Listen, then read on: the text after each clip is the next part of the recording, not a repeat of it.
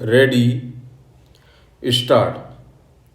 Now, section 378 of the code provides for filing of appeal by the state in case of acquittal, full stop.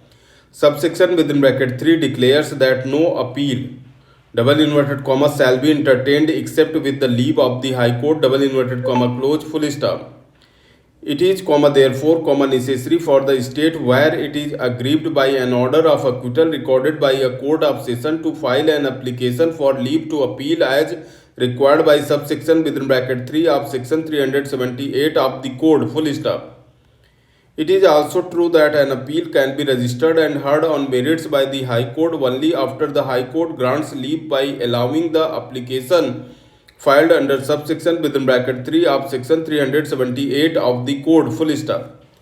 In our opinion, however, in deciding the question whether requisite leave should or should not be granted, the High Court must apply its mind, consider whether a prima facie case has been made out or arguable points have been raised, and not whether the order of acquittal would or would not be set aside, full stop.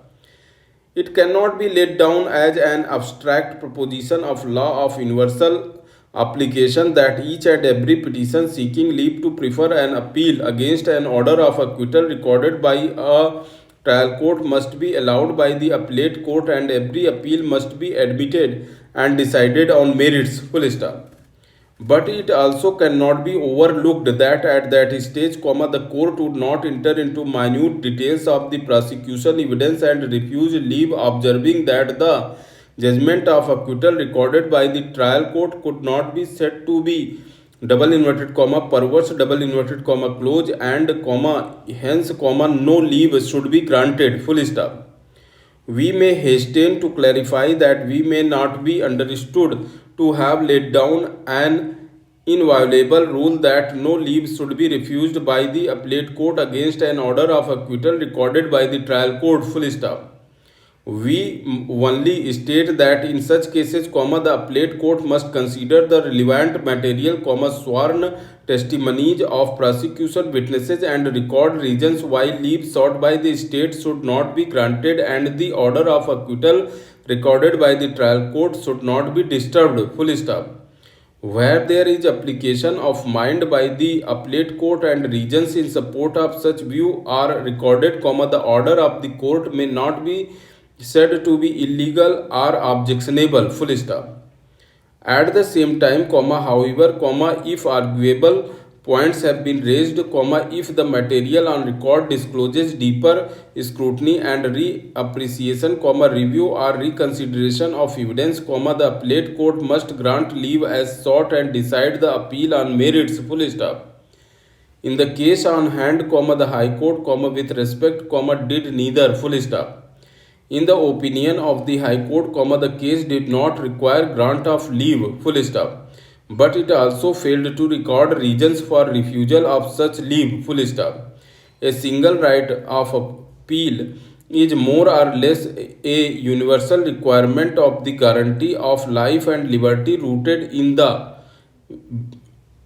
within bracket concept bracket close that men are fallible, that judges are men, and that making assurance doubly sure, before irrevocable deprivation of life or liberty comes to pass, a full scale re-examination of the facts and the law is made an integral part of fundamental fairness or procedure, full stop. We are aware and mindful that the above observations were made in connection with an appeal at the instance of the accused, full stop. But the principle underlying the above rule lies in the doctrine of human fallibility that within inverted comma men are fallible, inverted comma close, and within inverted comma judges are also men, inverted comma close, full stop. It is keeping in view the said object that the principle has to be understood and applied, full stop. Now, every crime is considered as an offense against the society as a whole and not only against an individual, even though it is an individual who is the ultimate sufferer, full stop. It is, therefore, the duty of the state to take appropriate steps when an offense has been committed, full stop. We are not getting into the debate whether impugned order could have been questioned by the brother of the deceased or not, full stop. Prima facie, we are not convinced with the reasonings assigned by the High Court while declining to grant leave against the judgment and order of acquittal passed by trial court, full stop.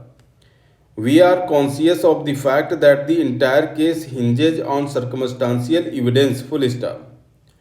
We are also conscious of the fact that one of the prime witnesses, that is, the son of the deceased aged 15 years at the relevant point of time, turned hostile, full stop.